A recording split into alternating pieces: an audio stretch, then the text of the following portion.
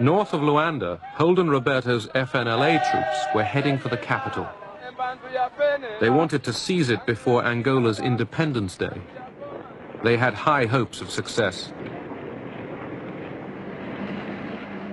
We actually had a celebration party in the CI headquarters in Washington. We expected the news by the end of the day that we would have captured Luanda. Led by Cubans, the MPLA troops halted Roberto's advance.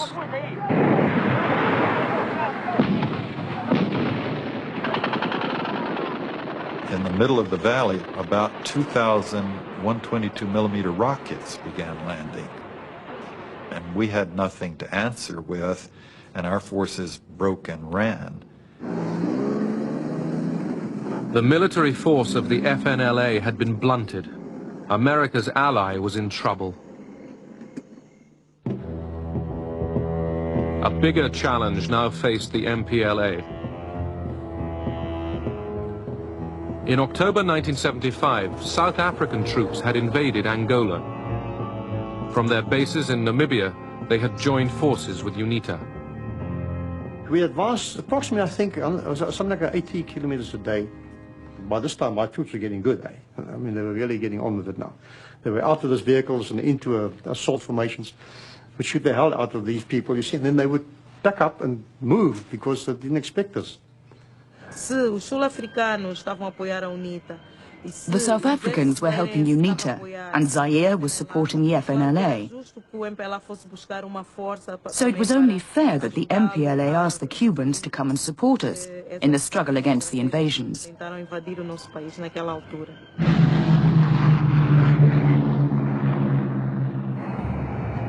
Just 2 days before independence, thousands of Cuban combat troops began arriving in Luanda. In Moscow, this was greeted without enthusiasm. It was only when the Cubans had landed that we got involved. Because the Cubans kept asking us for help. They wanted weapons, they wanted food supplies. Once we started sending things to Angola, we were soon in over our heads, even though it wasn't in our plans to go there.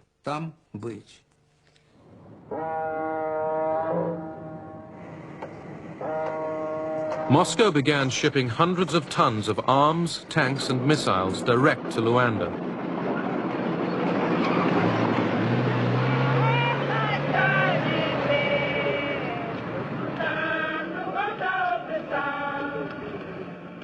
As the MPLA began rehearsals for Independence Day, battles were still raging just miles from the capital.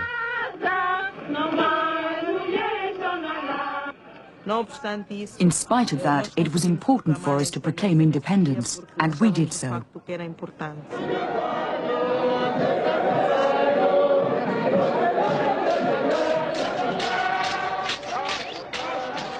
The MPLA celebrated Angola's independence in Luanda. Its enemies had failed to take the capital. The 11th of November 1975 was the hardest day in my life. I remembered the 14 years I'd been fighting. I remembered the dead, all those who had made sacrifices.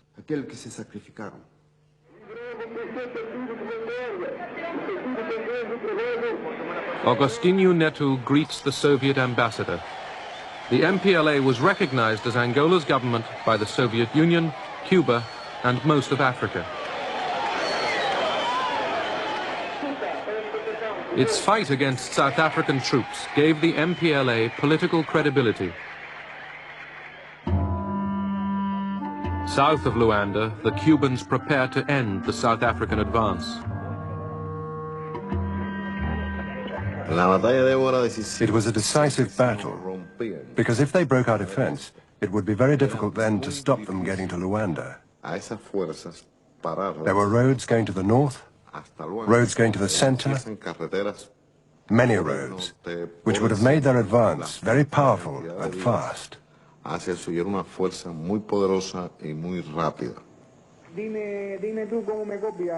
The Cubans were ready, waiting.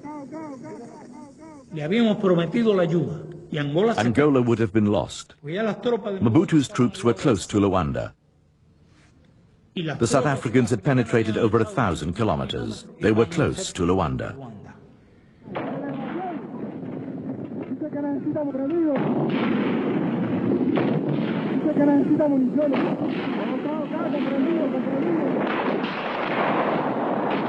The Cuban and MPLA forces outgunned the South Africans.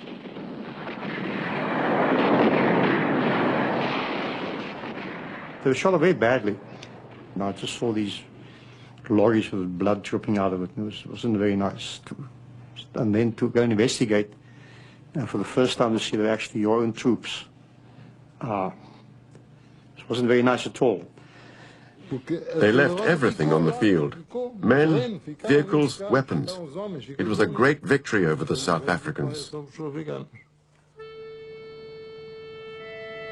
South African and American hopes of a quick victory over the MPLA were crushed. Washington was running out of options.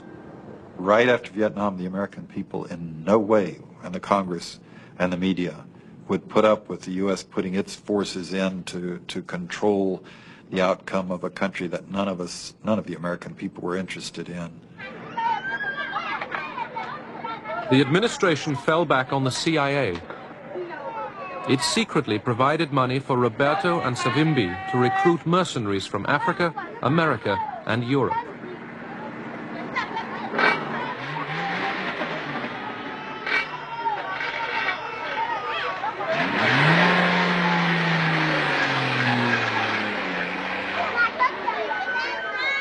We did kill when we had no particular reason to. We tortured to achieve information that they probably didn't have, and this was not captured enemy soldiers. These were probably just local civilians. And that atmosphere permeated its way through the whole unit. We were just a loose band of bandits with a very dangerous leader and a few associates. Among the mercenaries, there were some very fine soldiers. Callan, for instance. I've seldom seen such a good soldier. He had phenomenal courage. He was a psychopath, a raving psychopath, and a couple of men right near him were psychopaths. 13 mercenaries were captured by the MPLA and put on trial. Callan and 3 others were executed. The CIA was still active. The Congress would have stopped us up front if we had not successfully lied to them, putting in arms, putting in advisors, bringing in South Africa. We kept it propped up for a while, but opposition was mounting. Still shocked by events in Vietnam, the Congress cut off additional CIA funds for Angola. This abdication of responsibility by a majority of the Senate will have the gravest consequences for the long-term position of the United States and for international order in general. A great nation cannot escape its responsibilities.